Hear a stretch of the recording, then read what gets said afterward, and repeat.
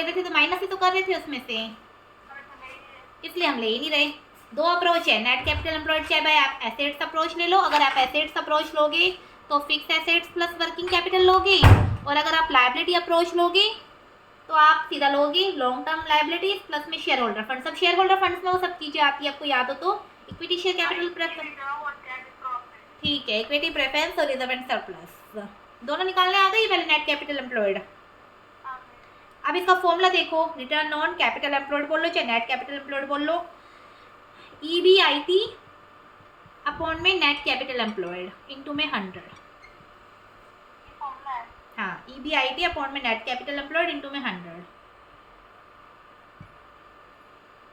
नीचे वाला बेस निकालना था ना हमें, इसलिए फॉर्मूला करना पड़ा हमें। मेन फॉर्मूला यही है। अगर फॉर्मूले की बात करेंगे कैपिटल एम्प्लॉयड निकालनी थी। कैपिटल एम्प्लॉयड आपने दो साइड से सीखी है, चाहे एसेट से सीखी हो चाहे लायबिलिटी से सीखी हो। दो फॉर्मूले हो गए, रिटर्न ऑन टोटल एसेट्स और रिटर्न ऑन कैपिटल एम्प्लॉयड के। ठीक है, अब हम निकाल रहे हैं अपना अगला है return on share holder funds. हाँ जी, इसके अब इसके तो सबसे ज़्यादा पार्ट्स है, इसी के अंदर तो है, और dividend pay out ratio, price earning ratio, ये सब चीज़ें। हाँ, तो return on share holder funds,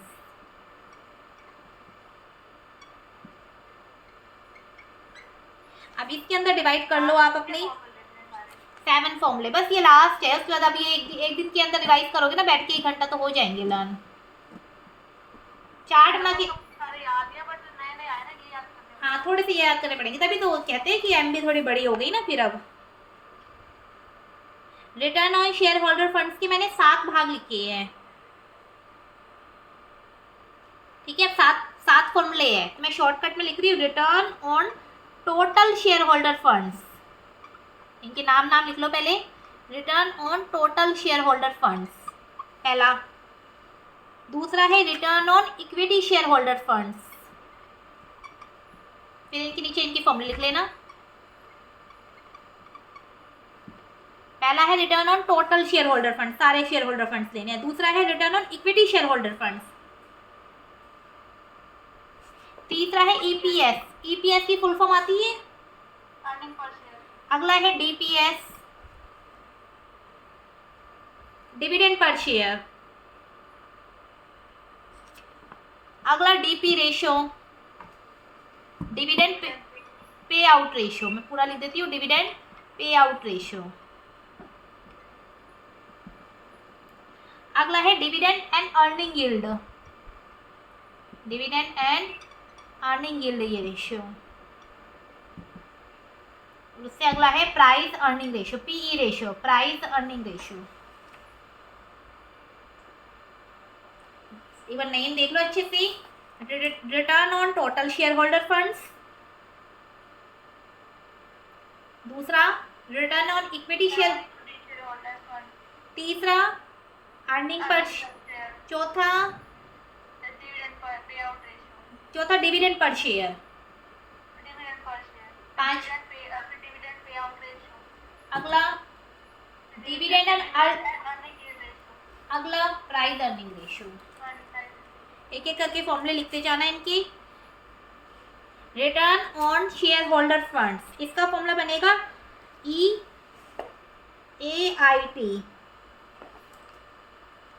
earning after interest. अब रिटर्न सारी जो रिटर्न है लगभग सब कुछ घटने पिटने के बाद ही दी जाती है ये वाली सारी रेशियोज में, क्योंकि शेयर होल्डर फंड्स पढ़ रहे हो ना, शेयर होल्डर को फंड कब दिया जाता है, जब सब कुछ खत्म हो लेता है, सारी लायबिलिटी, ठीक है।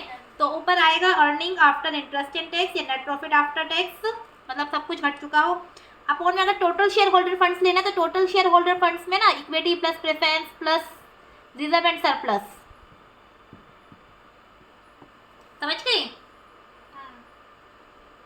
Equity plus preference plus reserve and surplus, उसमें security, premium, capital reserve, general reserve सभी आ जाती हैं। अगर मैं कहूँ return on equity share holder funds तो नीचे क्या रखोगे, सिर्फ इक्विटी ना, तो EAIT earning after interest tax and preference का डिविडेंड भी जा चुका होगा यहाँ पे, इसके अंदर देखो, इसके अंदर नहीं गया प्रेफरेंस का डिविडेंड। क्यों? क्योंकि नीचे आपने प्रेफरेंस कैपिटल ली है ना, इसलिए इसमें ये डिविडेंड नहीं गया था, क्योंकि प्रेफरेंस कैपिटल अभी बच रही है, नीचे ले रहे तो यानी इसका डिविडेंड अभी रहता है देना। यहाँ पे सिर्फ इक्विटी लोगे नीचे, equity funds, equity share holder funds, इसका मतलब आप प्रेफरेंस का डिविडेंड भी जा चुका है।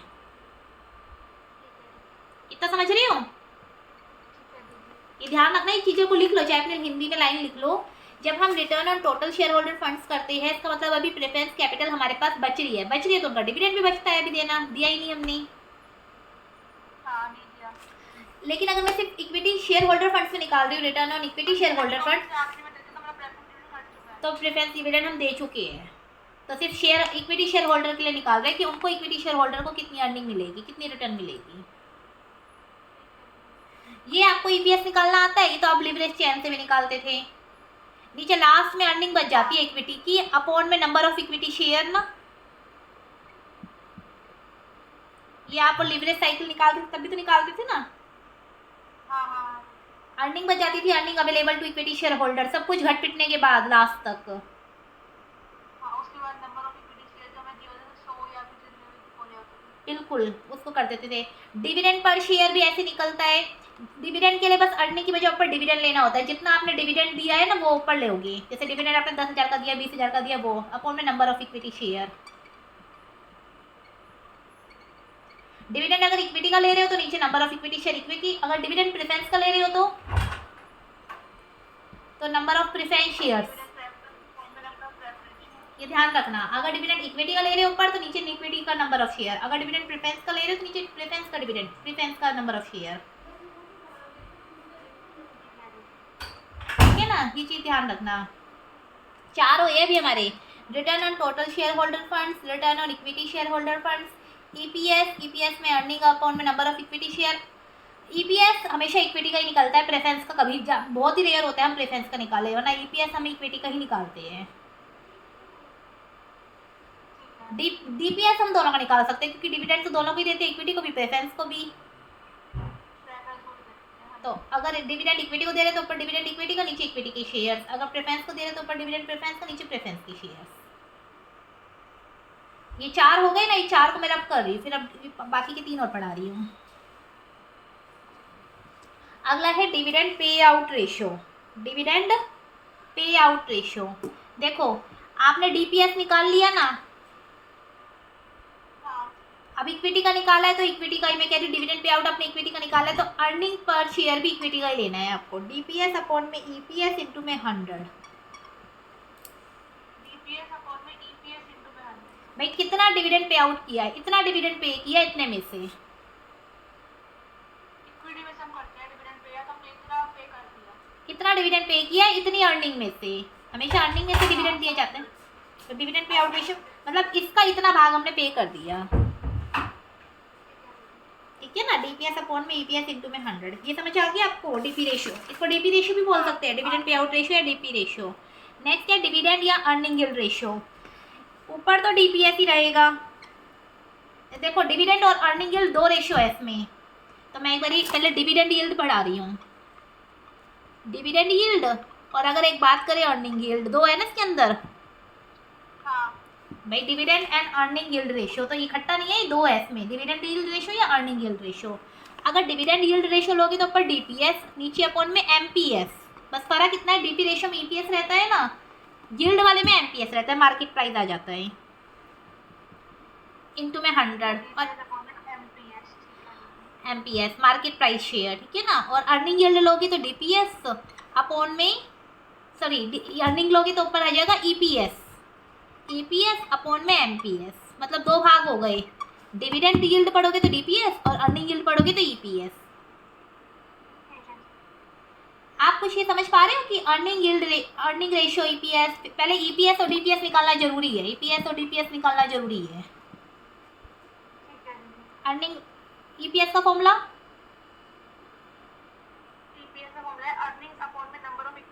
ठीक है, डीपीएस का फॉर्मूला डिविडेंड अपॉन में नंबर ऑफ शेयर। हाँ ठीक है, अब आपने डीपीएस और ईपीएस निकाल लिया, अब अगर डिविडेंड पे आउट निकालना हो तो दोनों को डिवाइड कर दो, डीपीएस और ईपीएस को। अगर ये दोनों नहीं निकाले ना तो बाकी के ये तीनों फॉर्मूले खराब है, ये तीन नहीं निकल सकते आगे की। डिविडेंड पे आउट के लिए डीपीएस अपॉन में ईपीएस, डिविडेंड यील्ड के लिए डीपीएस अपॉन में एमपीएस, अर्निंग यील्ड के लिए ईपीएस अपॉन में एमपीएस, और एक लास्ट रह गया प्राइस अर्निंग रेशियो। इस रेशियो को उल्टा कर दो, ऊपर एमपीएस नीचे ईपीएस इनटू में 100। इसका मतलब प्राइस अर्निंग रेशियो जो होता है reverse of earning yield ratio है ना, reverse of earning yield ratio. कोई पूछे तो अर्निंग यील्ड रेशियो का रिवर्स होता है प्राइस अर्निंग रेशियो। ठीक है, चाहो तो आप 100 लगा लो, चाहो तो 100 मत लगाओ, मर्जी है आपकी। तो कुल मिला के कितने फॉर्मूले हो गए दीपाली? अगर पहले इन सारे फॉर्मूले को लिख लो एक बार आप। प्राइस अर्निंग रेशियो, पहले तो इसकी एक लाइन लिख लेना, price earning ratio is the reverse of earning yield ratio.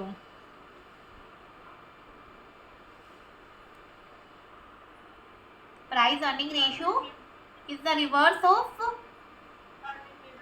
या vice versa of earning yield ratio, मतलब अर्निंग यील्ड का दूसरा भाग है, रिवर्स पार्ट है उसका। इन सातों की फॉर्मूले लिख लिए, return on total share holder funds, return on equity share holder funds, EPS, DPS, dividend payout, dividend yield, earning yield और प्राइस अर्निंग। वैसे देखा जाए तो 7 है, वैसे देखा जाए तो 8 है, एक में 2 है ना यहाँ पे। लिख लिए। अब मैं एक बार ना पूरा रिवर्स सारे रेशियोज रिवाइज करवा रही हूँ, तो मुझे बताना। फर्स्ट कैटेगरी थी आपके पास short term solvency. Short term solvency में कितने पढ़े थे आपने? Current assets ratio, current ratio, quick ratio, quick ratio और एब्सोल्यूट क्विक। ठीक है, फिर उसके बाद हमने पढ़े थे लॉन्ग टर्म सॉल्वेंसी के। लॉन्ग टर्म सॉल्वेंसी के रेशियो में क्या पढ़े थे? 2 पढ़े थे, कैपिटल से रिलेटेड और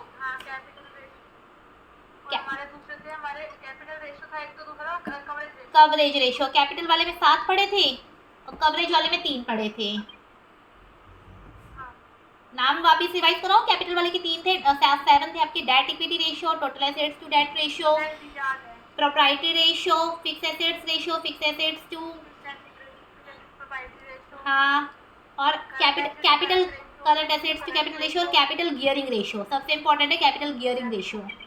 और कवरेज वाले में पढ़े थे आपने 3, ICR, interest coverage ratio, DCR, dividend coverage ratio, and third is fix cost coverage ratio, FCCR. ठीक है, आज हमने पढ़े टर्नओवर रेशियो। टर्नओवर रेशियो में आपने पढ़े हैं, टर्नओवर रेशियो को एक्टिविटी रेशियो भी बोलते हैं। अच्छा, शॉर्ट टर्म सॉल्वेंसी को लिक्विडिटी रेशियो बोलते हैं, लॉन्ग टर्म सॉल्वेंसी को कैपिटल स्ट्रक्चर रेशियो बोलते हैं। टर्नओवर रेशियो को एक्टिविटी रेशियो पढ़े। ऐसे पढ़े आपने कितने?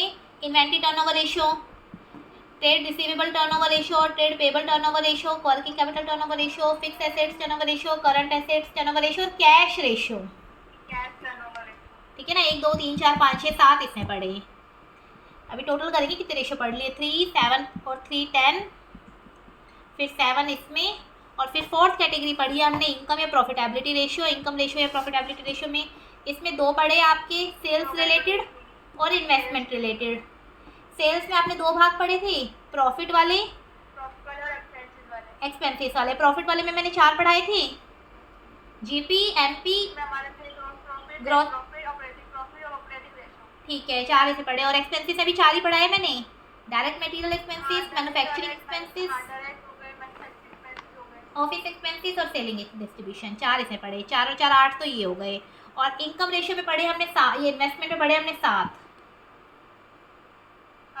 ठीक है, तो 8 और 7। ठीक है, return on total share holder, return on equity share holder, EPS, DPS, earning dividend pay out ratio, इसके बाद अर्निंग और डिविडेंड यील्ड रेशियो और प्राइस अर्निंग रेशियो। 7 ये पढ़े। 8 7 15 ही हो गए। मुझे बताओ टोटल कितने रेशियो पढ़ लिए? 3 और 10 13, 13 और 7 13 और 7 20, 20 और 20 और 15 35 रेशियोज पढ़े आपने। ठीक है, अभी 35 फॉर्मूले कल आपकी टिप्स पे होने चाहिए, तभी क्वेश्चन हो पाएंगे। याद हो जाएंगे ना? कोई मुश्किल तो नहीं है? आधे याद है, थोड़े से जो नए हैं वो थोड़े से याद कर लें, ताकि मैं कल बैलेंस शीट पढ़ाऊँ। अच्छा, बैलेंस शीट आपको दोनों वे से आती है, मतलब अगर वैसे तो इसमें ना वो हॉरिजॉन्टल वाली चलेगी, टी शेप वाली। टी शेप वाली चलाना, रेशियो एनालिसिस में टी शेप वाली चलाना, बाकी अगर कोई दूसरे क्वेश्चन होंगे तो हम उसमें दूसरे देख लेंगे, अभी टी शेप वाली करनी है। हाँ सिंपल वाली चलानी है, इसी को टी शेप ही बोल रही हूँ, सिंपल वाली को मैं हॉरिजॉन्टल फॉर्म वाली को ही। वो वाली अगर मेंशन होगा ना कि वर्टिकल करो तो कर लेंगे, नहीं तो फिर हम हॉरिजॉन्टल वाली ही चला लेंगे। ठीक है, और प्रॉफिट एंड लॉस अकाउंट भी हॉरिजॉन्टल का चला लेंगे, अगर कहेगा कि नए तरीके से करना है तो हम नए तरीके से कर लेंगे, नहीं तो हॉरिजॉन्टल ही चला लेंगे। ठीक है, नींद आ गई आपको तो? अभी सारे फॉर्मूले